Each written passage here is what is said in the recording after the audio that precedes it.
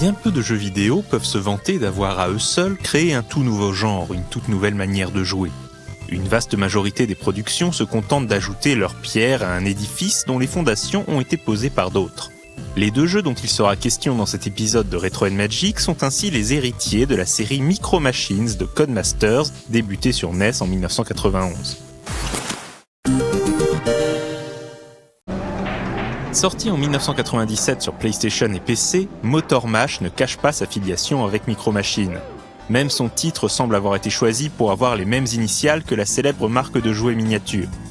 Le studio anglais U-Technics en copie également le gameplay avec ses courses tortueuses et sa vue de dessus. L'ambiance de Motor Mash en revanche se rapproche plutôt de celle des Fous du volant. Le joueur choisit son personnage parmi 12. Astronaute, pilote d'avion, savant fou, chauffeur de taxi, chacun possède un véhicule spécifique. L'astronaute, par exemple, roule en navette spatiale. 4 concurrents s'opposent sur des circuits prenant place dans 6 types d'environnements. La jungle et ses temples aztèques, la ville, le Far West, le cauchemar et ses monstres tirés des films d'horreur, l'Arctique. Le 6e environnement, les fonds marins, ajoute une nouvelle dimension au gameplay, littéralement. En effet, les pilotes devront également gérer la profondeur à laquelle évolue leur véhicule, sous peine de heurter certaines parois. Chaque environnement est décliné en plusieurs tracés à la difficulté croissante. Les circuits sont par ailleurs parsemés d'items qu'il est possible d'utiliser contre ses concurrents à la manière de Mario Kart. Motor Mash propose, en plus des habituels courses et grands prix, un mode élimination, lui aussi emprunté à Micro Machines. 2 joueurs s'y affrontent dans le même écran, l'objectif étant de prendre suffisamment d'avance sur l'adversaire pour que celui-ci sorte de la zone de jeu.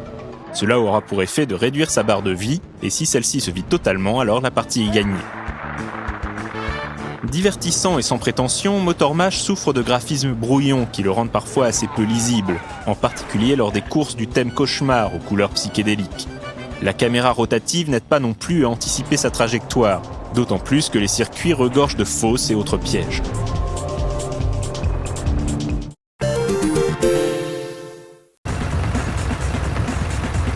Un autre jeu en apparence très similaire sort la même année sur PC uniquement, Ignition. Développé par le studio suédois Unique Development et édité par Virgin Interactive, ce jeu sortira en France sous le nom Fun Tracks. Au moment de sa sortie, Ignition frappe par la qualité de ses graphismes. À l'aide de son moteur 3D maison baptisé Lisa, le jeu entraîne les apprentis pilotes de course aux 4 coins du monde pour s'affronter sur des circuits fourmillant de détails visuels, mais aussi d'obstacles et de raccourcis. Un soin tout particulier a été apporté au tracé des courses. Revers de la médaille, le jeu n'en comporte que 7, plus leur version miroir. Certaines thématiques sont d'ailleurs assez proches de celles de Motor Mash, puisqu'on y retrouve ainsi un circuit dans la jungle avec ses ruines précolombiennes, un autre dans l'ouest américain, un circuit dans une montagne enneigée, mais aussi une course se déroulant dans la campagne canadienne, au Brésil ou dans les fjords natales des développeurs.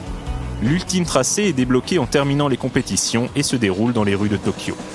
Les différents véhicules proposés sont plus réalistes que dans Motor Mash, mais n'en restent pas moins fantaisistes. 7 bolides aux proportions super difformes sont disponibles au début de la partie. Voitures de police, Mini Cooper, Mustang, Jeep, coccinelle, demi-remorque et bus scolaire. Chaque véhicule possède une vitesse et une maniabilité propre. Gagner avec le bus scolaire, justement, est un défi réservé aux pilotes les plus aguerris.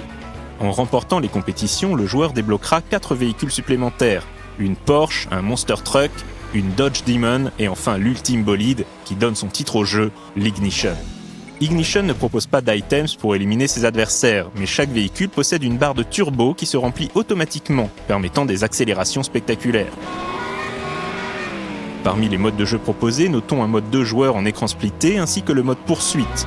À chaque tour de piste, le concurrent se trouvant à la dernière place est éliminé, jusqu'à ce qu'il n'en reste qu'un.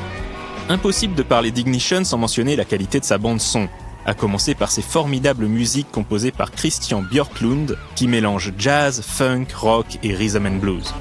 Les effets sonores sont également excellents et apportent souvent une petite touche humoristique supplémentaire. Par exemple, lorsque le fameux bus enclenche son turbo, on peut entendre les enfants hurler de terreur. Comment ça, sadique ?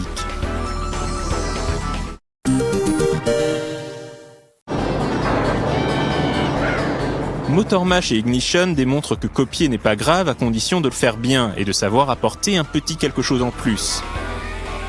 Motor Mash n'a pas vraiment su le faire et a disparu des mémoires, tandis qu'Ignition conserve encore aujourd'hui une communauté de fans qui le gardent installé dans un coin de leur PC.